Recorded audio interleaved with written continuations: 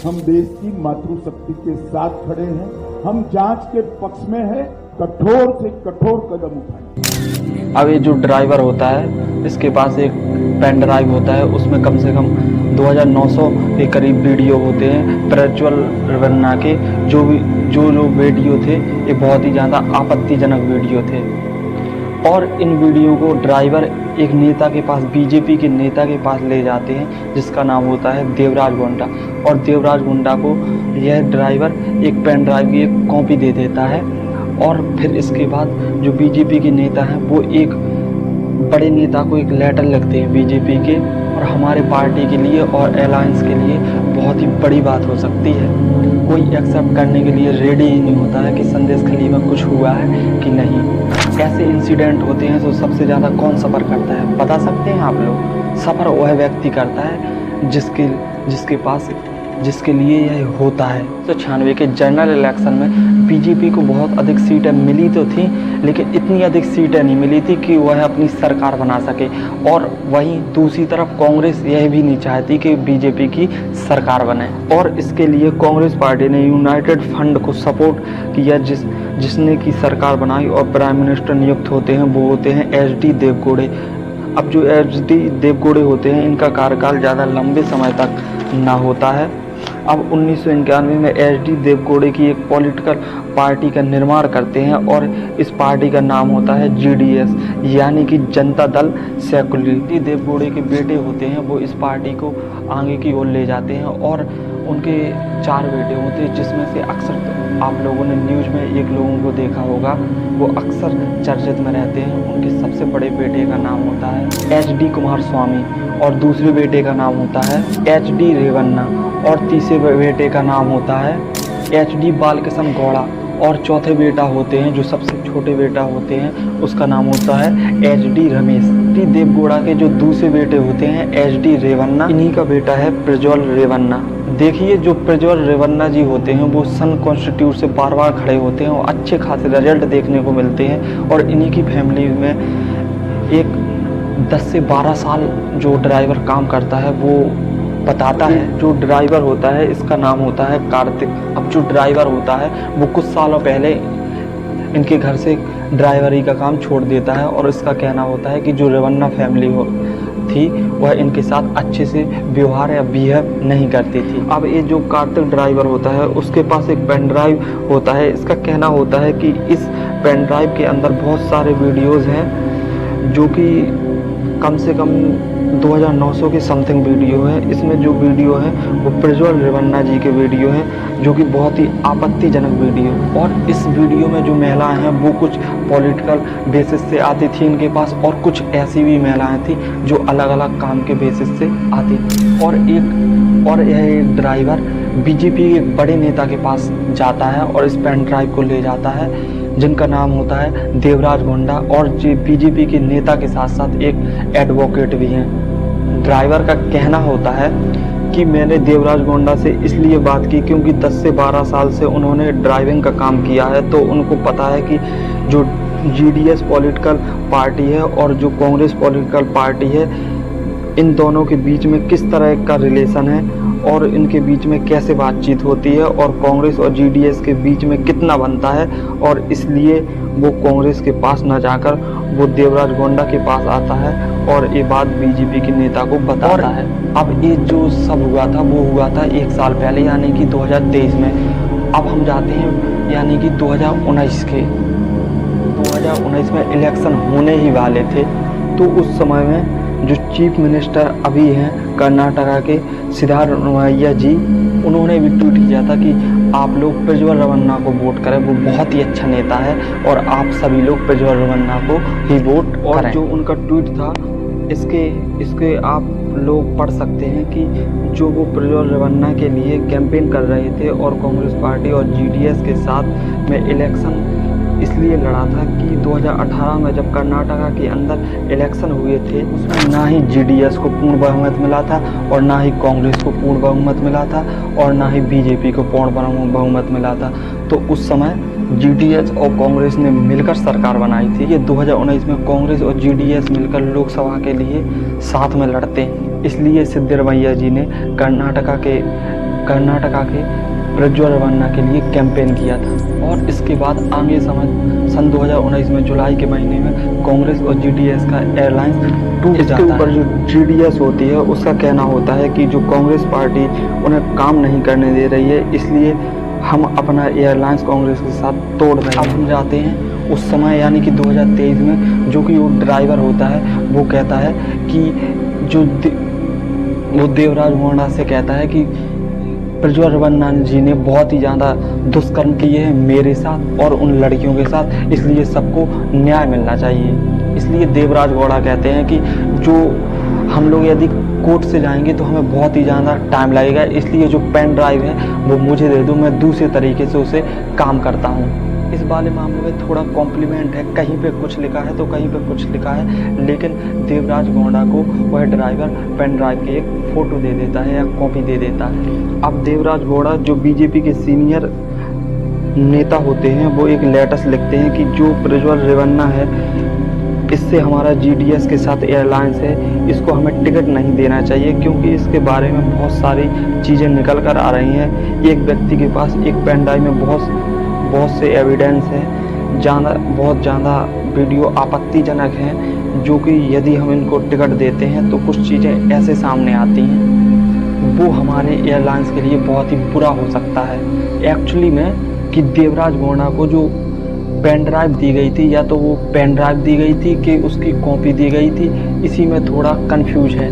इसके बाद जो लेटर लिखा था देवराज गौड़ा ने बीजेपी के बड़े नेता को, हमारा कर्नाटक स्टेट प्रेसिडेंट को लेटर लिख के दिया। मैं क्या लेटर दिया ये सब क्या पता है, वो सभी लिख के मैं कन्नड़ा में लेटर लिख के दिया। वो तो व्हाट्सएप में भेज दिया था, वो व्हाट्सएप नहीं देखा है। इसके बाद मैं ऑफिस में देखा, उसका टेबल में मैं रख के आया, वो भी नहीं देखा है। इसका बाद आज पता चल गया वो लेटर नहीं देखा करको। अब इस बीच में होता ये है कि प्रज्वल रेवन्ना के कुछ वीडियो हैं वो पब्लिक डोमेन में आ जाते हैं, जिससे कि वो वायरल हो जाते हैं। इन वीडियो को किसने वायरल किया और किसने पब्लिक पेज में पहुंचाया, अभी तक इसकी कोई भी इंफॉर्मेशन अवेलेबल नहीं है, जिसके ऊपर इन्वेस्टिगेशन जारी है। कुछ लोग का कहना होता है कि ये वीडियो कांग्रेस पार्टी के पास पहले से ही मौजूद थे, इसलिए उन्होंने जानबूझकर इलेक्शन के टाइम पर इन्हें वायरल किया।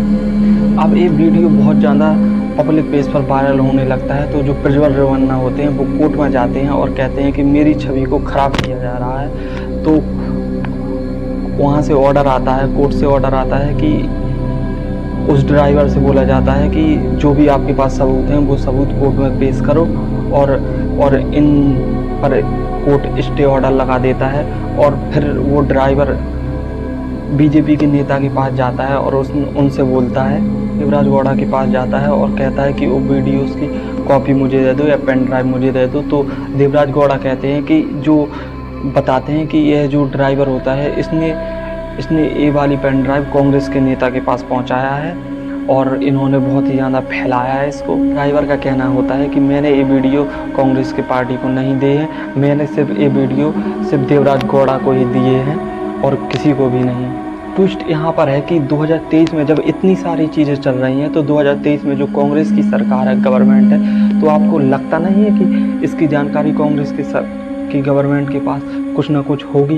किसी नेता के ऊपर इतने ज़्यादा सेंसिटिव केस और इतनी ज़्यादा पब्लिक डोमेन में वीडियो वायरल हो जाते हैं, आपको क्या लगता है कि कांग्रेस गवर्नमेंट को पता नहीं होगा? आपको क्या लगता है, ज़रा बताइए कमेंट सेक्शन। आर्टिकल को देखिए, ये 25 अप्रैल 2023 का आर्टिकल है। सबको पता था कि कर्नाटका के अंदर चल क्या रहा है, लेकिन कर्नाटका के गवर्नमेंट कोई भी एक्शन नहीं ले रही थी। ऐसा क्यों? प्रज्वल रेवन्ना जी अपने भाई कैंपेन भी कर रहे थे, और जाहिर सी बात तो ये है कि कैंपेन कर रहे थे, प्रचार भी कर रहे थे, और अपनी जो जीडीएस और बीजेपी की पार्टी वहाँ पर सब कुछ, और उनके पास इतने इल्ज़ाम लगने के बाद भी वह सारे सबूत को खारिज कर रहे थे। ऐसा क्यों?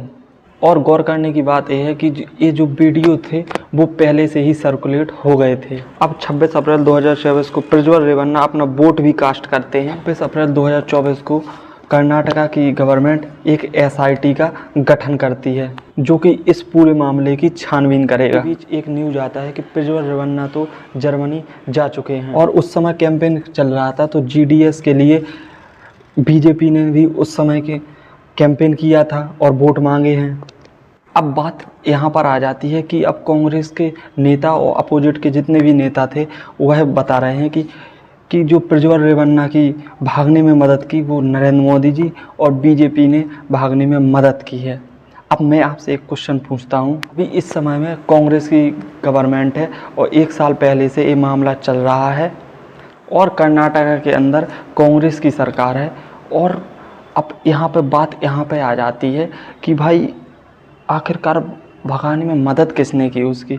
तुम्हारी गवर्नमेंट है, तुम्हारे पुलिस ऑर्डर है, तुम्हारे लॉयर हैं, हर चीज़ तुम्हारी है, फिर उसे भगाने के लिए आखिरकार किसने मदद की? जिस भी पार्टी ने आखिरकार भगाने की उसकी मदद की उसका तो पता नहीं, लेकिन मेरे हिसाब से, मेरे पॉइंट ऑफ व्यू के हिसाब से, कोर्ट के हिसाब से जो भी उसके ऊपर सज़ा होती है उसे सज़ा मिलनी चाहिए और उस ड्राइवर को और जितनी भी औरतें हैं उन सभी को न्याय मिलना चाहिए। और इसके ऊपर बीजेपी के जो नेता अमित शाह हैं उनका कहना था कि प्रज्वल रेवन्ना के खिलाफ जो भी एक्शन लेना है वो लो, जो भी स्टेप उठाना है उठाओ, हम तुम्हारे साथ हैं।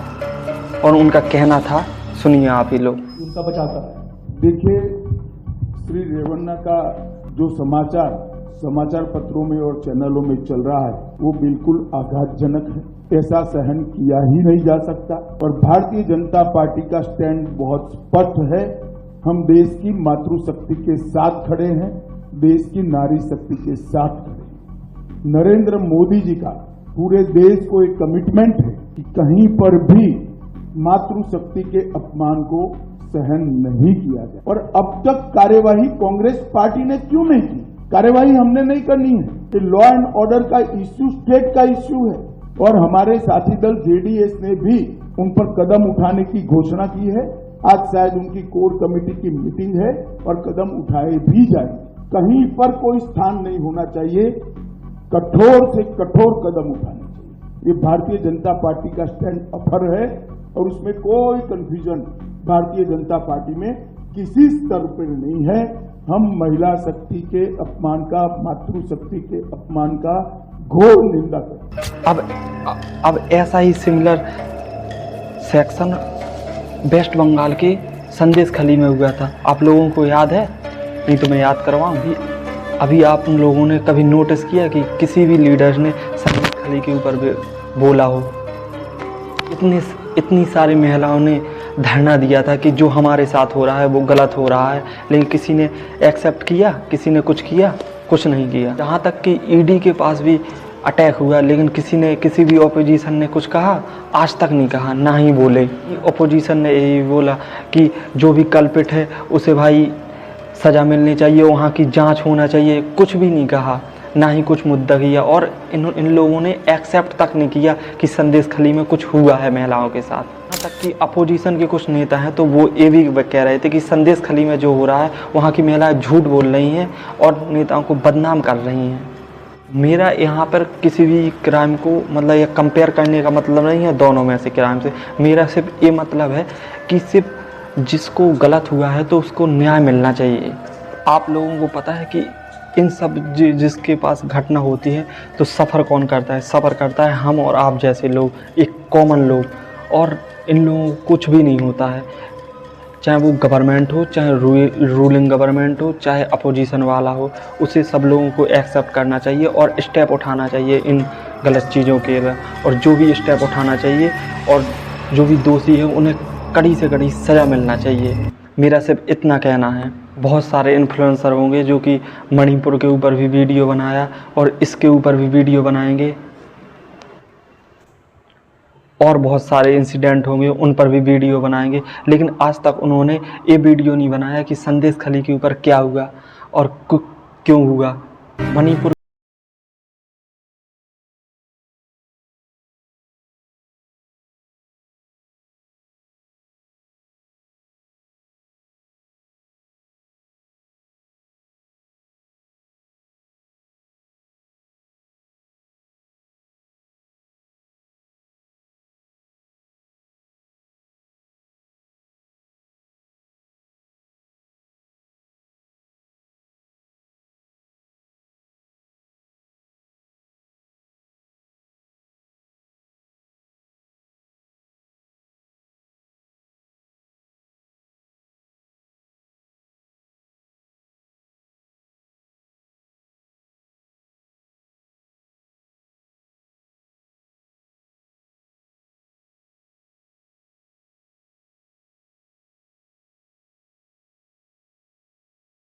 इसी के साथ अपना वीडियो होता है समाप्त। Please like and subscribe and share.